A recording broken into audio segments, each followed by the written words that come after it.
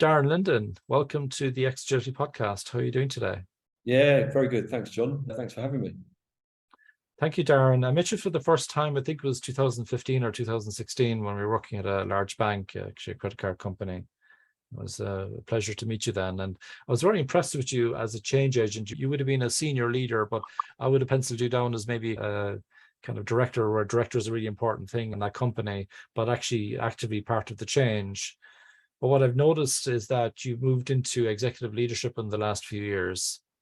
And I'd love you to explain to the audience, Darren, how that transition went for you from being an active change agent who really knew his stuff on agility and all that kind of stuff to a situation where you're now CEO of a company and helping CEOs of other companies. Yeah, I've been involved in change and delivery for over 20 years. I ran a .com during the .com boom in the late 90s, a web development company. And I guess throughout my career, I've always cultivated those entrepreneurial urges, really. After having the experience of running a business, it's always been my ambition to get back into that, really. And it was always about trying to find the right time and the right opportunity. So if you look at those two opportunities, where I am now and where I was in the 90s as bookends, in between was a career really spent at the coalface, leading large-scale transformation and change for some of the biggest brands in the UK, if not the world.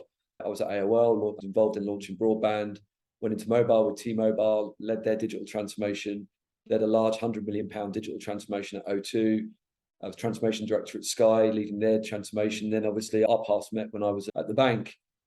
And I guess where I am right now, the reason I'm CEO of this business is this business needed a practitioner. So rather than a seasoned executive, a generalist, we value specialism, we value expertise. And I had a couple of opportunities to come here and turn them down for various reasons because the timing wasn't right. But I really bought into where this business really wants to go and what it wants to do. And we all believe that my practitioner background could maybe make the difference in helping us get there.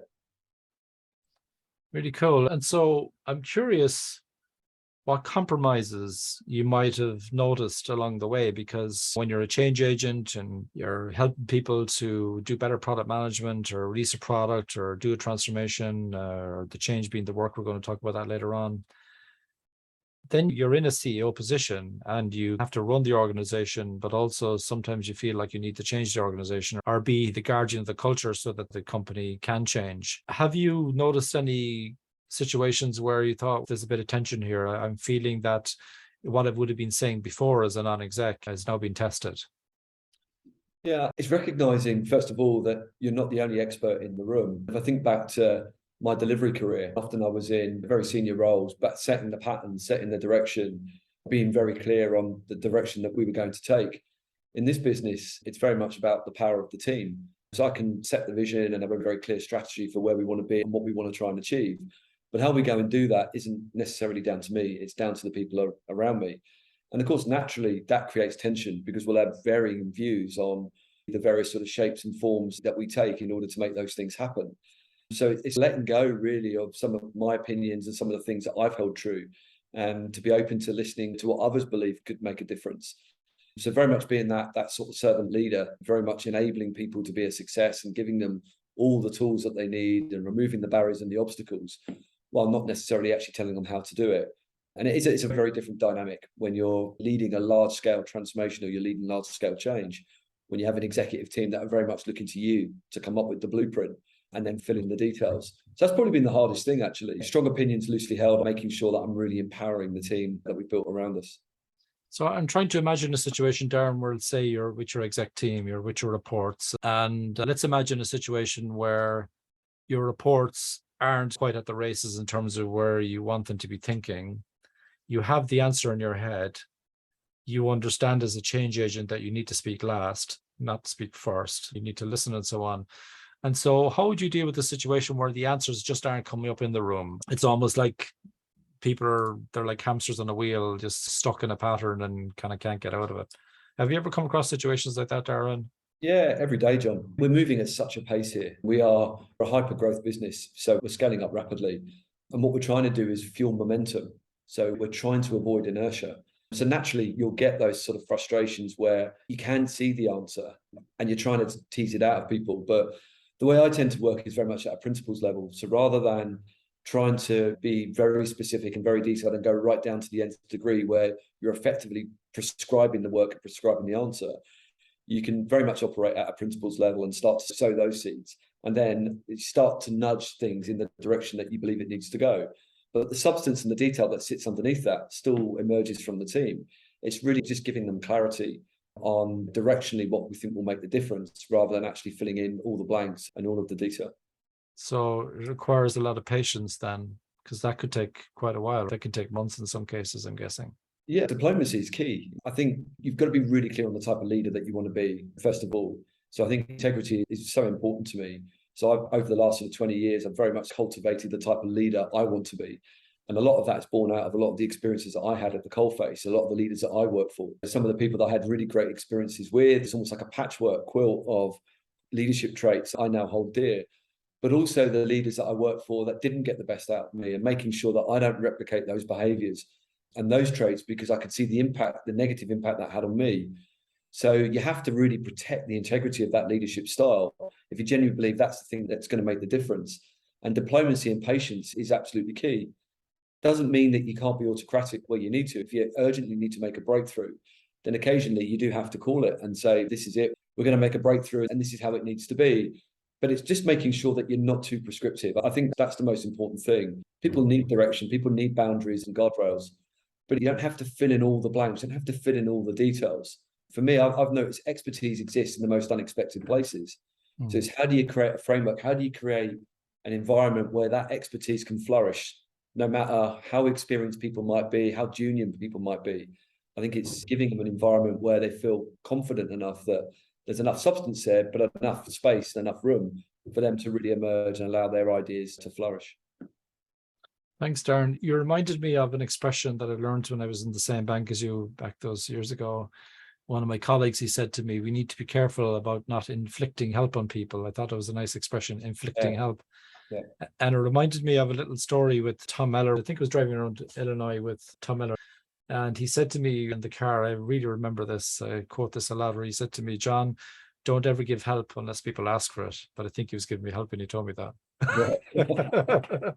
So it's tricky, isn't it? So it's a loaded question, because basically what I'm asking is, what kind of help do you think executives need in these times? Because on the assumption that they're looking for help, some people are saying, I don't want any help, thank you very much, I'm doing absolutely fine. But if people were receptive to these challenging help in these challenging times, would you have any kind of key tips for people, Darren? Yeah, look, we're not infallible. I'm not infallible. Objectivity is really key. And I think sometimes as a senior leader, where you are put into positions where you're having to give people answers, you're having to try to make breakthroughs when you've got a bit of stasis. Sometimes you can believe your own hype and you can believe that you can do no wrong. So what I've done here, we built an advisory board pretty quickly. So some real captains of industry that we've got around the table who can really hold us to account. And I guess see the wood for the trees, but we're immersed in this business day to day. And we're trying to carve out something really unique in the consulting industry. The only thing that really matters is what's going to add value for our clients, not what we think is going to add value for our clients. So surrounding ourselves with really experienced people who have diversity of thought. So what we haven't done is hire people that think the same and have the same sort of background and the same sort of careers.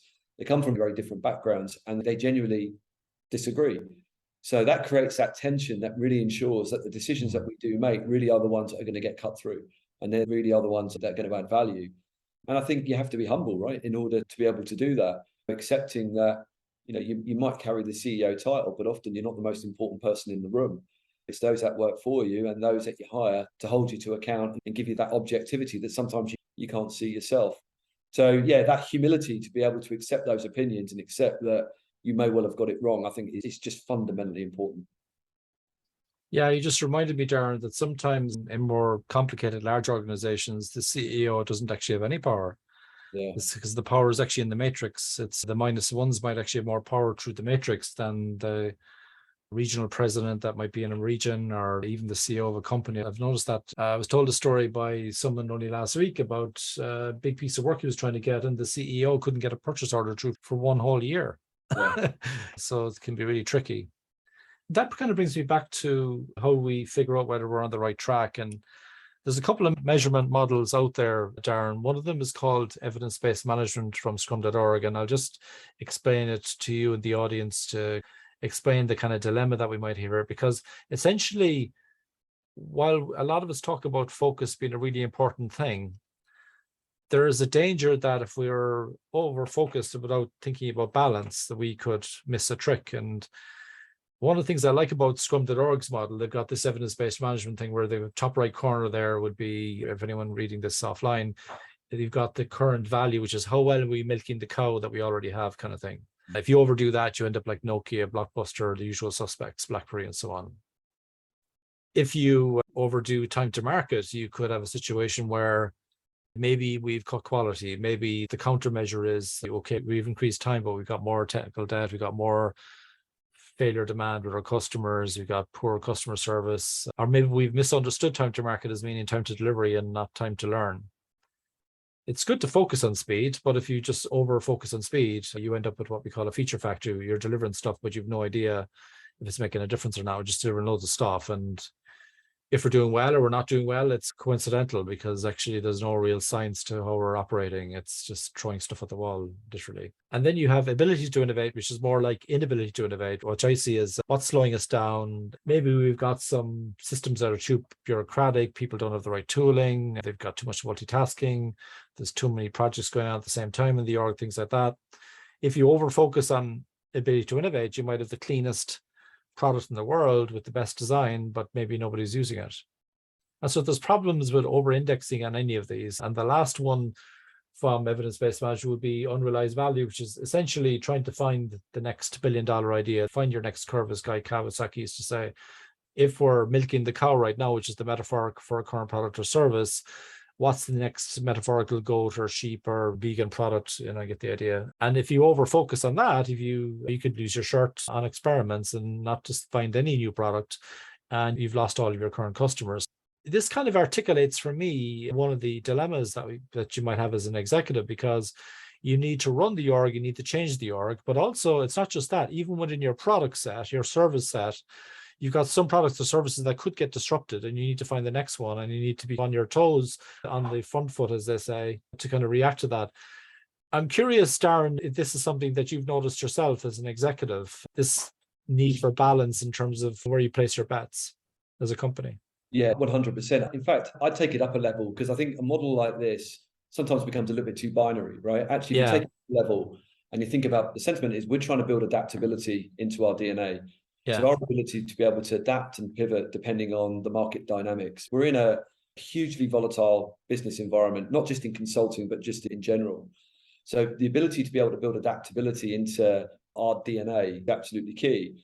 And often what we're trying to do is we're trying to ensure that there's strategy and execution work in harmony. So what I've found throughout my career, and I see it a lot within our clients as well, is there's huge amounts of investment in building agility and adaptability into the delivery machine. But at the strategic level, it's still very linear. So you build a delivery machine that is very much set up to take small batches of work through and make sure you get flow, and time to value dramatically increases. But often it fundamentally fails, because what you're trying to actually push into that machine are these big linear strategic initiatives that they don't break up. So we talk a lot about just trying to find those opportunities that are hiding in plain sight. If you think about, it's a bit like military tactics, right? You land in a country and you need to fight a battle that's probably 5,000 miles away. The way that you get there is to create permission by fighting street by street, village by village, town by town. And the tactics that you deploy, by the time you get to that city 5,000 miles away, they've emerged. They've emerged based on the battles that you fought, street by street, village by village, town by town.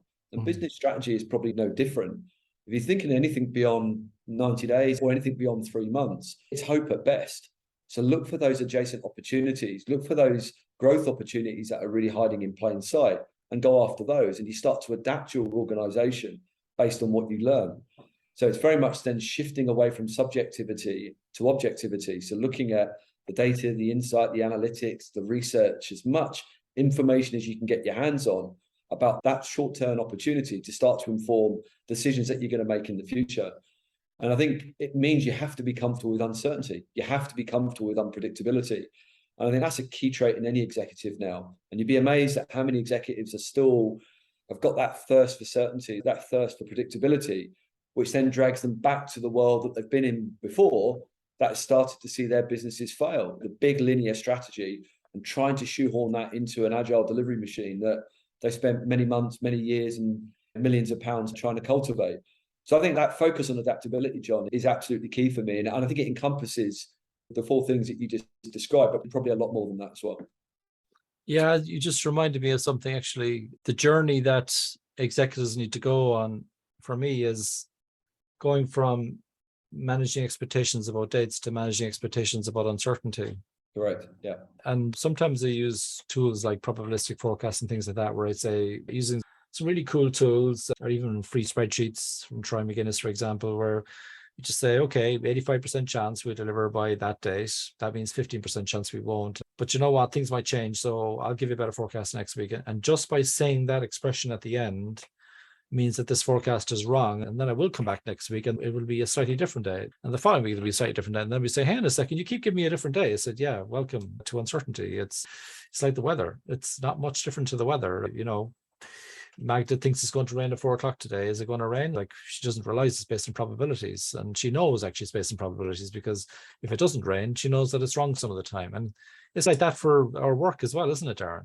100%. The environment that we're all in is so unpredictable. If you think about the democratization of technology and how the barriers to entry in any market have been so significantly reduced, how can you predict what consumers are going to want, let alone what competition is going to emerge? So trying to do that and going through the traditional yearly planning cycles, the 3 to 5 year strategy, it just doesn't work in this sort of environment. So taking a step back and looking at the culture and the DNA that needs to be in your business in order to be able to not just survive, but thrive in those dynamics is key. And it does take mindset shifts from executives to be comfortable with the uncertainty and the volatility and the unpredictability that comes with that. And I think you embrace it. We talk a lot to our clients about, we believe there are competitive responses to disruption. So they're positive responses. Your response to disruption doesn't have to be a negative reaction. So many businesses, particularly during things like the pandemic, decided that their reaction was going to be hibernation. So this is too volatile, it's too unpredictable. So what we're going to do is we're going to hunker down and we're going to hibernate, and we're just going to try and maintain the status quo. There's always people around you that are going to innovate. They're going to use it as an opportunity to grow. And if you think you're standing still, you're not, because the baseline around you is shifting. So actually you're going backwards. So standing still and hibernating and trying to maintain the status quo isn't an option if you really want to thrive and you really want to push on in this environment. So embracing things like adaptability, embracing uncertainty, embracing unpredictability, and actually using it as a bit of a superpower, I think is a key trait that we now need to see in executive leaders across all industries. Yeah, we often hear this expression, oh, you're moving the goalposts, but sometimes the goalposts do need to move, because we're building up some evidence based on analytics, as you said, or maybe even just talking to customers. And we've learned actually that maybe we shouldn't go to Mars. Maybe we should look under the Pacific Ocean and build some life there. Just using that as a metaphor. But the point is that what I don't mean is for every single data point that come in, you change direction. That would be like whack-a-mole, just whacking the mole in the fun fair. But if you notice every couple of months that the data is telling you that actually the goal that you're aiming for is the wrong goal, you should change it. Exactly right. John, we're not talking about huge seismic changes here either. We're talking about shifting more away from the sort of big monolithic projects and programs to a world of optimization and iteration. I've certainly found in my career, often there are assumptions, things don't work, therefore we need to rebuild. We need to go greenfield and spend huge amounts of money. But often optimization of existing products and services unlocks more value. Those opportunities are often hiding in plain sight. And often, again, businesses sort of defer change to technology. This product's not working, therefore our technology must be broken. So we're going to go and outsource it to tech, and they're going to go and fix it. And often that's just deferring the problem to somebody else rather than actually dealing with the real problem.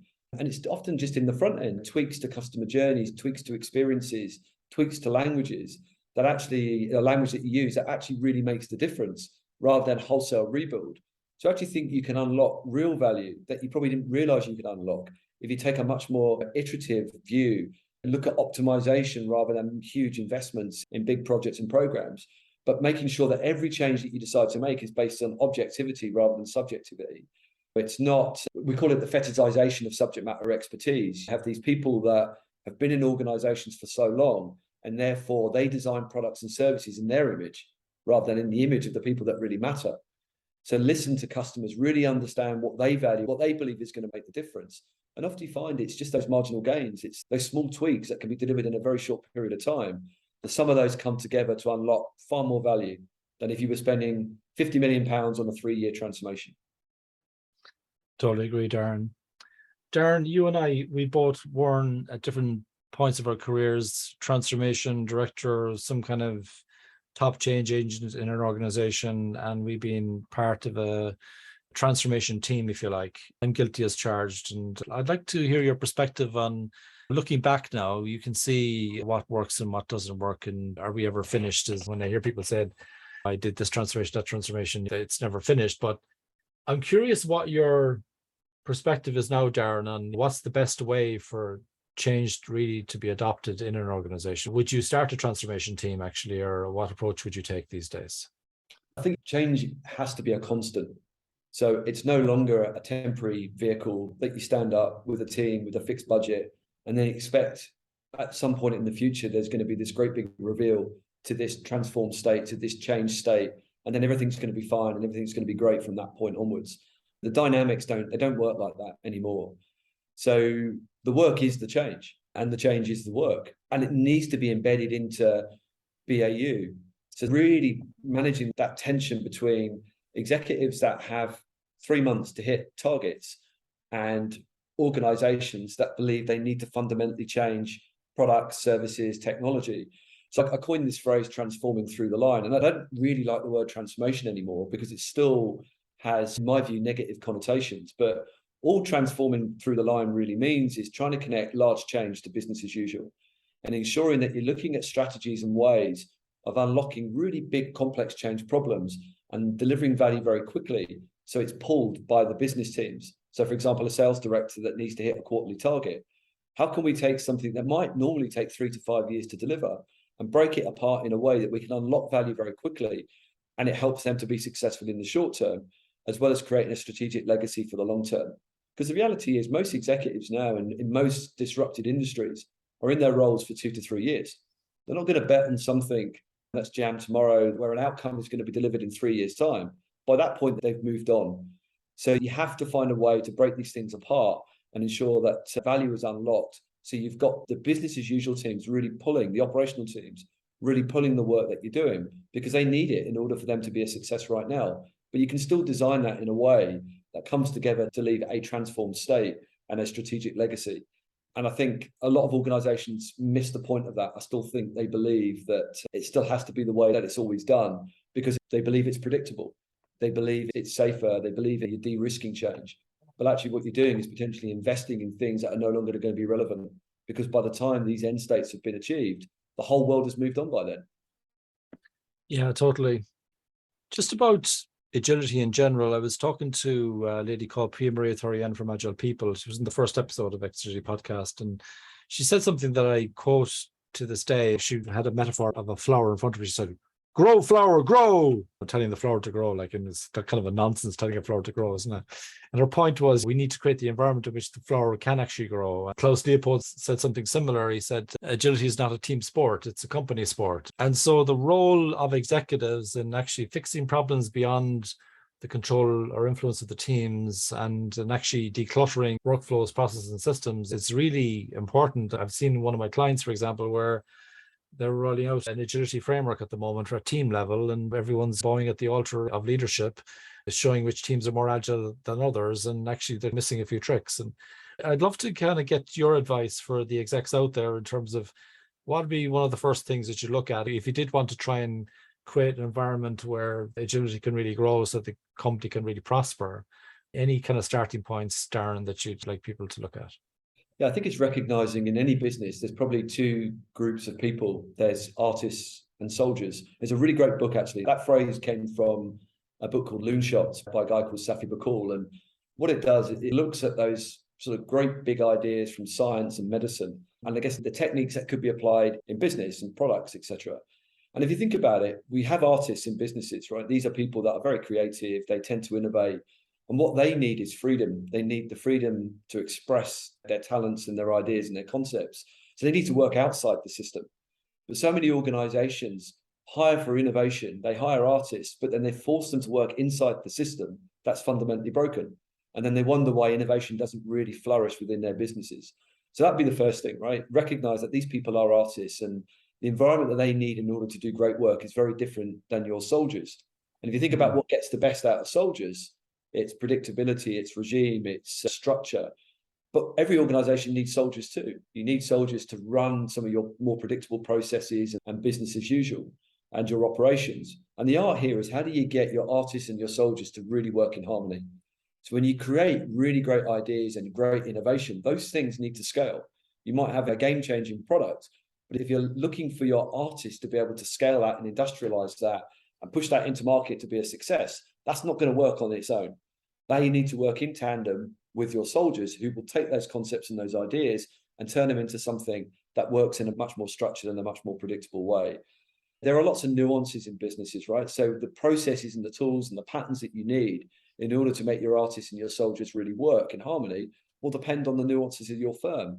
But I think, first of all, it's critical to recognize that you do need both of those groups of people. And the way that they work and the environments they need are going to be subtly different. Darren, it's been an absolute pleasure to have you on the Xagility Podcast. Thank you very much for giving us your stories as an executive and your journey from change agent to executive. No, my pleasure. Thanks for the time, John. Thanks for having me.